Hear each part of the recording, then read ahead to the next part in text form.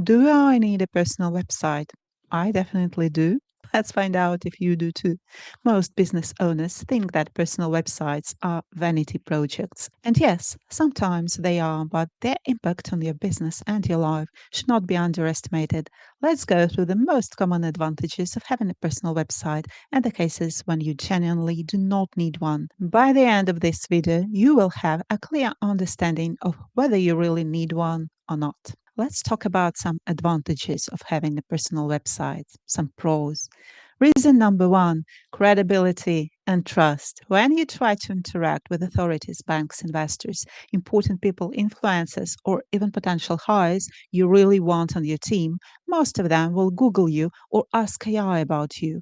If there is no information at all, you do not look credible or trustworthy. But no information is actually not the biggest problem. I had a client whose competitors used cheap media to publish fake defamation articles about him. Those were the only results when his bank Googled him. In his case, the bank asked him about that. But many people will not ask you anything. They will just quietly decide to ignore you or refuse you. And there is this bias also no smoke without a fire. So you really do not want this problem in your life. Your personal website becomes the source of truth for your name. And that brings us to number two. You want to control what people find when they search for you. You want to shape how you are perceived and what message you send. Now, some people tell me, it is cringe. I do not want to boast about myself. My family may see, my friends will see, my enemies will see it. They will laugh at me. I will embarrass myself and I will never be able to recover from it. We will get to that. But in reality, you do not need to post to your website all the time. I have plenty of examples of websites that were built once. The owner is not hugely active, not giving interviews or dancing on TikTok, unfortunately or fortunately, and the site still works as the source of truth for their name, even if it is just one page. And there are companies like Fajela that specialize in taking care of exactly these websites and maintaining them for you. Reason number three, your personal website belongs to you, if you have set it up correctly, of course. By the way, see our guide on how to do that aimed at non SEOs and business owners who do not do any coding or SEO themselves. The link is in the description. Your personal website will save you if you lose access to other platforms Facebook, Instagram, LinkedIn, TikTok, any of them. Now, I often hear from business owners that they do not really have a social media presence.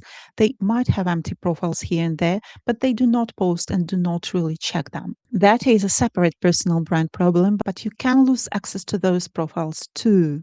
And even if you decide to keep them empty, you do not want to be impersonated by bad actors who can pretend to be you while you are not paying attention.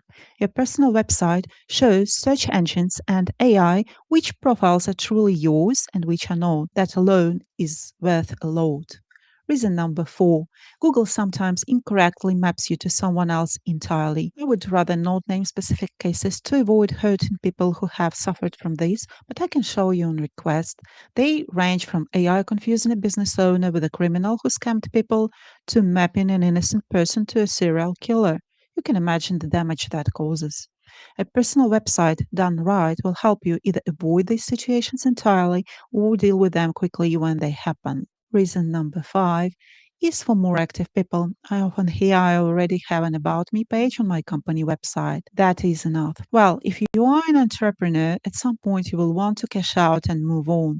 The optimization of a page on a company website is often limited. And when you start a new venture or part ways with the current one, your personal website travels with you. Your About page on that company website does not. Once again, you are better off controlling what is out there. And if you are even more active and looking to promote yourself through speaking engagements, press, or books, know this media look for a personal website before reaching out. Give it to them. And that was reason number six. So, in a nutshell, your personal website is a central hub for your content, your narrative, your self presentation, whether you are consistently active with your personal brand or not. It is up to you whether you want ownership and to be the source of truth for search engines and AI about yourself. But let's look at the other side too. Can there be some disadvantages or maybe cons of having a personal website? Actually, there can be a few. Number one, maintenance overhead. If you are not active and do not post often or at all, there is certain maintenance involved. You need to control your domain and renew it, and also control your hosting, which is usually not expensive. But if you forget, your domain can easily be taken over by, for example, an iGaming affiliate who will parasite on your name. You really do not want to be associated with that. Same goes for hacking. If you are not checking your website regularly, someone can get into that.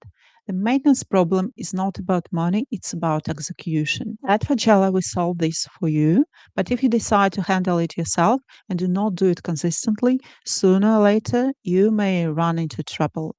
Number two, if you are your own brand, for example, your company holds your name, personal website may cause confusion. It is not an ideal scenario, but it sometimes happens. Number three, in some B2B businesses, people genuinely do not care who you are. It is quite rare, but if it is natural for your industry to never Google the founder, if you have no investors, no banking relationships, no public facing business, then maybe you do not need one right now. I know some businesses that do not even have a business website. In that case, it can probably wait. Number four, you need privacy and do not want to attract any attention. For example, Satoshi Nakamoto does not have a personal website as far as I know, and he, she, or they do not seem to be suffering because of it. But if you are Satoshi Nakamoto and you want a website, contact me. I will do one for you. And the last one, if you are heads down building and do not have time right now, that is okay. The ROI on a personal website versus product work can feel low in early stages. Do it when you can. Just know it is not as quick as it seems. Done properly, it takes real work and time, but you can always put up a one page placeholder in the meantime. I put a placeholder on my own personal website thinking I would get back to it in a week or two. It took me 5 years.